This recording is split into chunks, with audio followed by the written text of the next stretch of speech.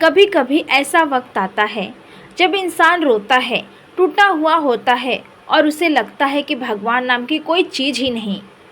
और फिर वहीं से शुरू होती है एक ऐसी यात्रा जो इंसान को इंसान नहीं रहने देती, उसे कुछ और बना देती है। मेरा नाम सौरभ है, उम्र 34 साल। ये कहानी मेरी है, लेकिन शायद आप में से बहुत से लोग खुद को इसमें देख पाएंगे। मैं एक साधारण मिडिल क्लास इंसान था। छोटा सा परिवार, एक बीमार माँ और एक बेसब्र ज़िंदगी। सब कुछ ठीक ठाक चल रहा था जब तक ज़िंदगी ने मुझे धीरे धीरे तोड़ना शुरू नहीं किया। सबसे पहले मेरी नौकरी चली गई। मैंने सोचा कोई बात नहीं, नई नौकरी मिल जाएगी। लेकिन फिर माँ को ब्रेन स्ट्रोक हुआ।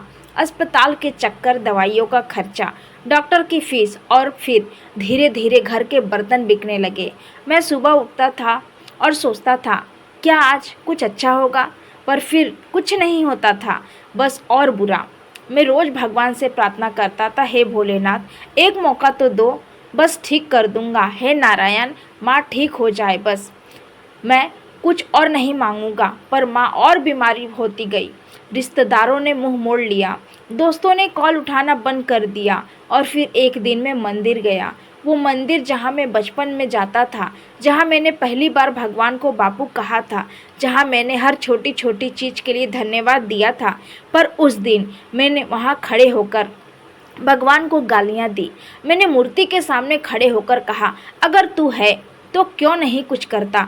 तेरे नाम का जाप करने वालों की ज़िंदगी बर्बाद क्यों होती है? किसके लिए तू भगवान है? उनके लिए जिनके पास पहले से ही सब है। वहाँ सिर्फ सन्नाटा था और मेरी आवाज़ गूंज रही थी। मंदिर का पुजारी भी मुझे चुप देखता रहा। शायद समझ गया था कि मैं भी टूटा हुआ हूँ, या शायद वो भी कभी ऐसे टूटा होगा। मैंने आरती की थाली वहीं फेंकी और निकल गया। रात को घर लौटा, माँ बेहोश पड़ी थी। मैंने उन्हें झकझोरा, पानी डाला, कुछ नहीं।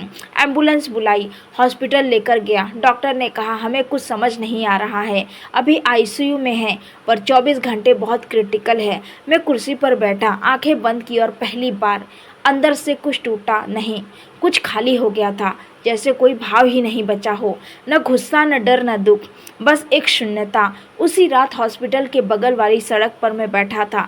ठंडी हवा थी और मुझे याद है मैं घंटों बस एक बेंच पर बैठा रहा। रात के 3 बजे एक बूढ़ा बाबा मेरे पास आकर बोले, बेटा इतनी ठंड में यहाँ क्यों बैठा है?